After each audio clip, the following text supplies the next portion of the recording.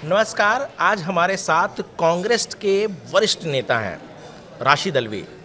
राशिद अल्वी ऐसे नेता हैं जो लगातार कांग्रेस के लिए आपने देखा होगा मीडिया में डिफेंड करते रहते हैं। आज हमारे साथ हैं और ख़ास दिन है चूँकि बिहार विधानसभा चुनाव हो चुका है, उसके परिणाम आ चुके हैं और जिस तरीके से आप देख सकते हैं कि बीजेपी को बड़ी जीत मिली है और कांग्रेस की अगर हम बात करें तो कांग्रेस एक राज्य में आपस ही लड़ाई में जूझ रही है।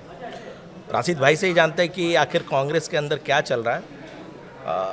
राशिद जी, जिस तरीके से बिहार विधानसभा में कांग्रेस की कह सकते हैं कि दुर्गति हुई, उसके पीछे क्या रीज़न आप देखते हैं? देखिए, आपकी बात बिल्कुल ठीक है, आपकी शब्दावली भी ठीक है।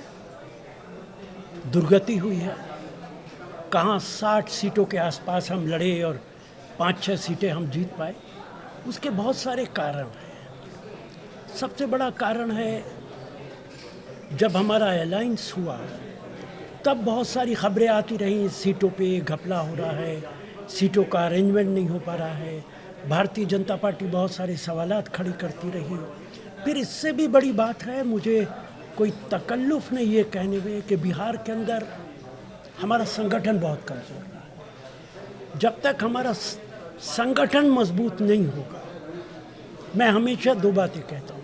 संगठन मजबूत होना चाहिए, जिन लोगों की जिम्मेदारी संगठन बनाने की है उनकी अकाउंटेबिलिटी होनी चाहिए। आपने संगठन बनाया कि नहीं बनाया, नहीं बनाया तो क्यों नहीं बनाया। जिन लोगों ने टिकट बांटे उनकी अकाउंटेबिलिटी होनी चाहिए, आपने सही टिकट बांटे कि गलत टिकट बांटे। और ये मामला सिर्फ बिहार की हद तक नहीं है, पूरे हिंदुस्तान में इन बातों का हमें ख्याल रखना पड़ेगा, वरना चुनाव में हमें बहुत मुश्किल होगी। नहीं, आप कमजोरी तो बता रहे हैं, इसके लिए जिम्मेवार कौन है? क्योंकि देखिए, अभी राहुल गांधी पार्टी को लीड कर रहे हैं, ठीक है। विधानसभा चुनाव से पहले हमने देखा कि वहाँ पर उन्होंने यात्रा भी निकाली, लेकिन जैसे ही चुनाव के तारीखों की घोषणा हुई, लगता है कि तेजस्वी यादव के दबाव में आ गए। उसके बाद राहुल गांधी जो प्रचार उनको करना चाहिए था वो प्रचार नहीं कर पाए। तो क्या पार्टी को एकजुट नहीं रख पा रहे हैं, संगठन को मजबूत करने में वो नाकाम हो रहे हैं? देखिए, बड़ा सवाल है। मीडिया भी और भारतीय जनता पार्टी भी, जितने सवाल है वो राहुल गांधी पर उठाता है। कांग्रेस पार्टी के अध्यक्ष खड़गे साहब हैं, असल जिम्मेदारी तो खड़गे साहब की। राहुल गांधी तो एक एमपी है, लीडर ऑफ अपोजिशन है, उनकी परफॉर्मेंस तो हम लोकसभा में देखेंगे, लेकिन संगठन की जिम्मेदारी तो खड़गे साहब की। मैं हमेशा देखता हूँ जो भी सवाल उठता है वो राहुल गांधी पे उठता है, खड़गे साहब पे कोई सवाल नहीं उठता है। जिम्मेदारी पूरी पार्टी की है, उसमें खड़गे साहब भी शामिल हैं, उसमें राहुल गांधी भी शामिल हैं, उसमें हम सब शामिल हैं। जब तक हम कांग्रेस को संगठन मजबूत नहीं करेंगे, हमारा मुकाबला बीजेपी जैसी पार्टी से है, जिसके पास अथाह दौलत है, जिसके पास बहुत मजबूत संगठन है, जिसके पास आरएसएस जैसी पार्टी उनको सपोर्ट करने के लिए तैयार है, अथाह दौलत है। और बिलाशुबा ये बात मैं हर बार कहता हूँ, हम उनके मुकाबले की मेहनत भी नहीं कर पाते। अमित शाह जी, हम उनके विचार धारा के बहुत खिलाफ हैं, हमेशा हम उनकी मुखालफत करते हैं।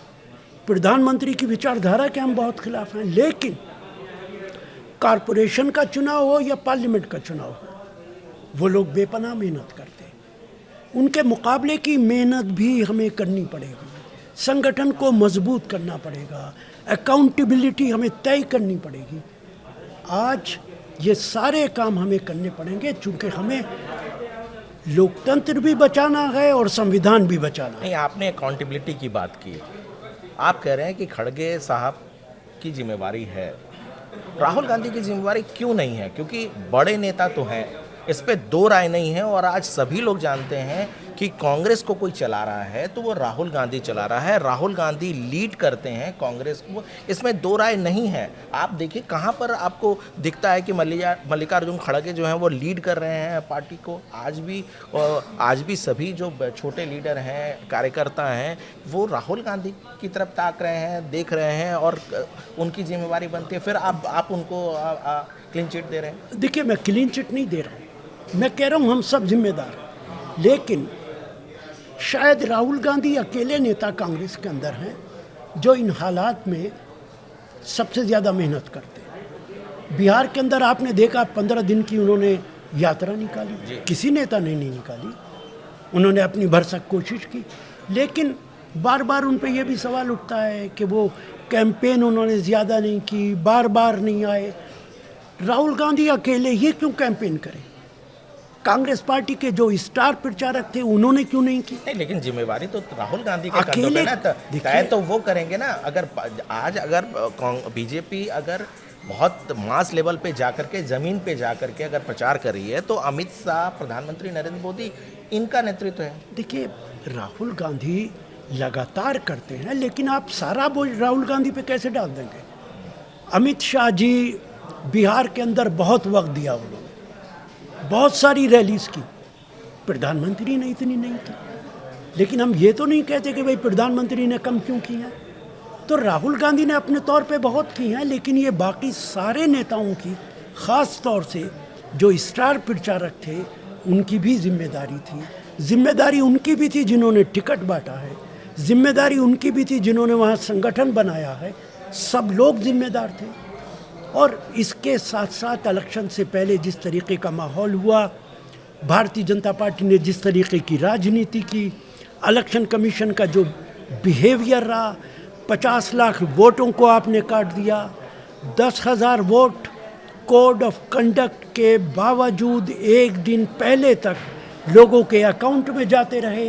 इलेक्शन कमीशन आंखें बंद करके बैठा रहा। एक कैबिनेट मिनिस्टर बयान दे रहा है हिंदुस्तान का सारा मुसलमान नमक हराम है, इलेक्शन कमीशन खामोश बैठा है, उनके खिलाफ तो कोई एफआईआर नहीं हुई है। तो ऐसा लगता था कॉन्स्टिट्यूशनल अथॉरिटी बीजेपी के साथ है, अथाह पैसा उनके साथ है। उन हालात के अंदर अकेला राहुल गांधी क्या कर सकता था? एक सवाल है, देखिए आप बहुत एक्सपीरियंस पॉलिटिशियन हैं और जाहिर सी बात है आप कांग्रेस में हैं, इसलिए आप कांग्रेस को डिफेंड करेंगे। लेकिन अगर आप सवाल नहीं करेंगे तो कांग्रेस कैसे मजबूत होगी? क्योंकि अगर बिहार में कांग्रेस की हालत बहुत ख़राब होती है या उत्तर प्रदेश जैसे राज्य में कांग्रेस की हालत ख़राब होती है, आप अगर चीज़ों को नहीं तरीके से रखेंगे तो फिर तो स्थिति और बद से बदतर होती जाएगी। ये तो आप मानेंगे ना? बिल्कुल, मैं आपकी बात मानूंगा और इसीलिए तो मैं कह रहा हूँ, शायद मैं अकेला आदमी हूँ जो ये बात कह रहा है। संगठन नहीं है, संगठन को मजबूत कीजिए। अकाउंटेबिलिटी नहीं है, अकाउंटेबिलिटी तय कीजिए। जिन लोगों ने टिकट बांटे उनकी जिम्मेदारी तय कीजिए, जिन लोगों ने संगठन बनाया उनकी जिम्मेदारी तय कीजिए। ये तो मैं कह रहा हूँ। और ये सवाल सबसे ज़्यादा अहम है। हम बार बार कहते एसआईआर हो रहा है, वोट कट रहे हैं, इलेक्शन कमीशन बीजेपी के साथ खड़ा है, सही है, लेकिन हमें सोचना पड़ेगा हमें इसका मुकाबला कैसे करना है। आप मानते हैं कि आपका संगठन एकदम ख़त्म के कगार पे आ गया है, बहुत लो लेवल पे चला गया है, जहां बीजेपी बूथ लेवल पे काम कर रही है, आप ज़िले लेवल पे भी संगठन को मजबूत नहीं कर पा रहे? आपकी बात ठीक है, हमारे पास बूथ लेवल पे वर्कर ही नहीं है, और जब तक हमारा बूथ लेवल पे वर्कर नहीं होगा हम एसआईआर में भी कुछ नहीं कर सकते। हम उनको जो वोट डालना चाहते हैं उनके वोट नहीं डलवा सकते। निश्चित तौर से इसीलिए मैं बार बार कहता हूँ कि पोलिंग स्टेशन तक हमें अपने संगठन को मजबूत करना पड़ेगा, और ये जिम्मेदारी अकेले राहुल गांधी के कंधे पे नहीं डाली जा सकती है। ये संगठन की जो हाई कमांड है, जो जिम्मेदार लोग हैं, उन सब की जिम्मेदारी है। अच्छा, एक सवाल है कि जिस तरीके से बिहार विधानसभा चुनाव में हमने देखा कि गृह मंत्री अमित शाह जिस तरीके से मेहनत करते हैं, सिर्फ बिहार विधानसभा चुनाव नहीं, जैसे ही किसी राज्य के चुनाव होते हैं तो हमने देखा कि पूरा बीजेपी का पूरा कुनबा लगता है वहाँ पर। अमित शाह लीड करते हैं, जो गृह मंत्री लीड करते हैं, प्रधानमंत्री लीड करते हैं। जिस तरीके का मेहनत उनके संगठन की तरफ से की जाती है, आपको लगता है कि उसके लेवल भी कांग्रेस नहीं आ पा रही है? फिर कैसे आप चुनाव जीतने मैंने के तो लिए खुद कहा आपसे कि भारतीय जनता पार्टी की इस मामले में मैं तारीफ करता हूँ कि वो अपने इलेक्शन के लिए, अपने मोटिव को हासिल करने के लिए, अपने उद्देश्य के लिए दिन रात एक कर देते हैं। वो भावना हमारे अंदर आनी चाहिए, हम तभी बीजेपी का मुकाबला कर सकते हैं। सर, एक सवाल ये है कि इंडिया अलायंस आप लोगों ने बनाया बहुत बड़े तामझाम से। जहाँ जहाँ आप अलायंस के साथ चुनाव लड़ते हैं, आप बी टीम बनकर रहते हैं। चाहे वो बिहार में हमने देखा कि अभी आप तेजस्वी यादव के पीछे घूमते हुए नजर आए, टिकट भी आपको नहीं मिली, हालत इतनी ख़राब हुई। उत्तर प्रदेश से आपका पुराना रिश्ता रहा है, उत्तर प्रदेश में आप समाजवादी पार्टी के बी टीम के तौर पर देखे जाते हैं। तो ऐसे तो कांग्रेस जो एक वक्त में बहुत बड़ी पार्टी हुआ करती थी देश की, वो तो ख़त्म हो जाएगी। नहीं, आप बिल्कुल ठीक कह रहे हैं। देखिए, कांग्रेस पार्टी नेशनल पार्टी है। भारत के हर प्रांत के अंदर कहीं हम कमज़ोर हैं, कहीं हम ताकतवर हैं, लेकिन जो बात आपने कही, जिस प्रदेश में जो पार्टी मजबूत है और जिस पार्टी के साथ हमारी आइडियोलॉजी कुछ मिलती है, उसके साथ हमें नंबर 2 बनना ही पड़ेगा। यूपी के अंदर अखिलेश के साथ हम नंबर 2 बनेंगे, नंबर 1 बन ही नहीं सकते। बिहार के अंदर नंबर 2 बनेंगे, बन ही नहीं सकते नंबर 1। जहाँ जहाँ पे दूसरी पार्टी हमसे मजबूत हैं, वहाँ पे हमें नंबर 2 बनना ही पड़ेगा। हमारा मकसद, पहला मकसद है कि भारत को उन लोगों से मुक्ति दिलाई जाए जो न संविधान की इज्जत करते हैं, न लोकतंत्र की इज्जत करते हैं। इसके लिए कंप्रोमाइज़ करने पड़ेंगे। भारतीय जनता पार्टी हर बार राहुल गांधी, गांधी फैमिलीज, चुनाव किसी का भी हो, कांग्रेस पे हमला करते हैं। हर एक बात पे कहते हो तुम कि तू क्या है, हर एक बात पे कहते हो तुम कि तू क्या है। तुम ही बताओ, ये अंदाज़े गुफ्तगू क्या है? हर बारे में तुम हर बार हम ही पे हमला करते हो। कांग्रेस के अलावा हमला करने के लिए तुम्हें कोई नज़र नहीं आता। गांधी फैमिली, राहुल गांधी, प्रियंका गांधी। अब देखिए, आप राजनीति में हैं, कांग्रेस बड़ी पार्टी के तौर पर जानी जाती है, तो हमला लाजमी है कि हमला होगा, इस पे दो राय नहीं है। सर, ये बताइए कि राहुल गांधी बड़े नेता हैं, प्रियंका गांधी को हमने देखा कि किस तरीके से वो भी बहुत मेहनत करती हैं पार्टी के लिए। आपको नहीं लगता कि एक सामंजस्य हो करके अगर प्रियंका गांधी लीड रोल में आए तो उसका ज़्यादा बेहतर हुआ? क्योंकि हमने अभी देखा कि जितने दिन से राहुल गांधी पार्टी को लीड कर रहे हैं, वो उस तरह की सफलता कांग्रेस को नहीं मिल रही है। अगर लीडरशिप चेंज हो, फिर आप कहेंगे खड़गे जी, सवाल ये उठता है कि अगर लीडरशिप चेंज हो, एक नया फेस, महिला फेस है, आप इंदिरा गांधी को आप देख सकते हैं, तो अगर पार्टी अगर फेस चेंज करे तो आपको नहीं लगता कि बेनिफिट हो सकता है कांग्रेस को? देखिए, कांग्रेस पार्टी के अंदर एक कॉन्स्टिट्यूशन के मुताबिक प्रोसेस है। एआईसीसी के मेंबर्स पार्टी के अध्यक्ष को चुनते हैं। चुनाव हुआ, थरूर साहब भी लड़े, खड़गे साहब भी लड़े, खड़गे साहब प्रेसिडेंट बन गए। तो वो चुनाव कोई भी लड़ सकता, मेरी ख्वाहिश हो सकती है प्रियंका गांधी पार्टी की प्रेसिडेंट बने, किसी और की ख्वाहिश हो सकती है किसी और के बारे में। वो बात आपकी ठीक है। एक बार मैं ये बयान दे भी चुका हूँ कि प्रियंका गांधी अगर पार्टी की अध्यक्ष हों तो पार्टी को ज़्यादा फायदा होगा, लेकिन उसके लिए तो पार्टी के अंदर प्रियंका गांधी को चुनाव लड़ना पड़ेगा। अगर वो चुनाव नहीं लड़ेंगी तो कैसे प्रेसिडेंट बनेंगी? यही सवाल तो ये ख्वाहिश, हज़ारों ख्वाहिशें ऐसी कि हर ख्वाहिश पे दम निकले। नहीं, देखिए, सवाल इसलिए है क्योंकि आप बड़े नेता हैं और आपने कांग्रेस को बहुत नज़दीक से देखा है, समझा है। आप ऐसा क्यों मानते हैं कि प्रियंका गांधी का राष्ट्रीय अध्यक्ष बनती हैं तो कांग्रेस को फ़ायदा होगा? कोई तो तर्क होगा आपके दिमाग में, क्योंकि सवाल मेरा वहीं से शुरू हुआ था। देखिए, आपने जो बात कही, आपने खुद ही कहा कि प्रियंका गांधी बनेंगी तो कांग्रेस को फ़ायदा होगा। मैंने आपने अर्ज़ किया जी, तो तर्क मुझे देना है। जी जी जी जी, तय आपने कर दिया है। तर्क ये है, जो बात आपने कही, एक महिला हैं इंदिरा गांधी, पूरे देश के अंदर जिस तरीके से उन्होंने रूल किया, दुनिया में जिस तरीके से उनकी इज्जत थी, प्रियंका गांधी उनकी कॉपी है, उनकी पोती हैं, उन जैसी लगती हैं। आमतौर से लोग कहते हैं जिस तरीके से वो बात करती हैं, जिस तरीके से वो भाषण देती हैं। और इंदिरा गांधी की जो शख्सियत थी, उसमें मैं एक वाक़या ज़रूर आपको बताना चाहूँगा कि अमेरिका के प्रेसिडेंट थे रीगन। उस वक्त हमारे एम्बेसडर वहाँ पे थे बी.के. नेहरू। रीगन ने बी.के. नेहरू से कहा कि इंदिरा गांधी अमेरिका आ रही हैं, उनसे पूछ के बताइए उन्हें मैं किस तरह एड्रेस करूं, मैडम कहूं, क्या कहूं। बी.के. नेहरू ने इंदिरा गांधी से पूछा। इंदिरा गांधी ने कहा उनसे कहिए कि वो मुझे मैडम कह सकते हैं या प्राइम मिनिस्टर कह सकते हैं, लेकिन उन्हें ये भी बता दीजिए कि मेरे कैबिनेट के लोग मुझे सर कह के एड्रेस करते। कितना बड़ा मैसेज है। रीगन को मैसेज पहुंच गया कि इंदिरा गांधी क्या हैं। और फिर प्रेसिडेंट उनके साथ डांस करना चाहते थे, उन्होंने डांस करने से इनकार कर दिया। अमेरिकन प्रेसिडेंट को कोई इनकार करेगा? तो प्रियंका गांधी में उनकी छवि नज़र आती है।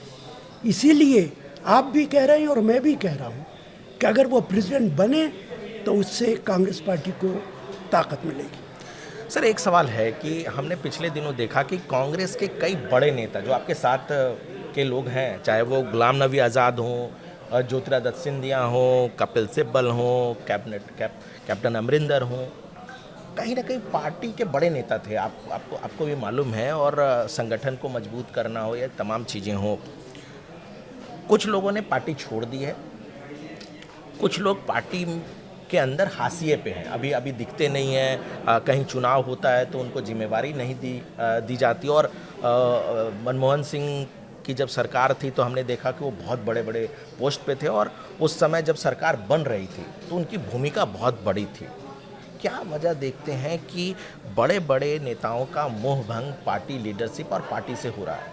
देखिए, बिल्कुल आप ठीक कह रहे हैं। कांग्रेस पार्टी के अंदर बहुत नेताओं की तादाद है जो भारतीय जनता पार्टी में चली गई, लेकिन ऐसा नहीं है कि लीडरशिप से नाराज़गी की वजह से गए। जब कोई सत्ताधारी पार्टी होती है तो कुछ हासिल करने के लिए भी वहाँ जाया जाता है। एक बात तो मेरी समझ में ये नहीं आती, ओवरनाइट आप अपनी आइडियोलॉजी कैसे बदल लेंगे?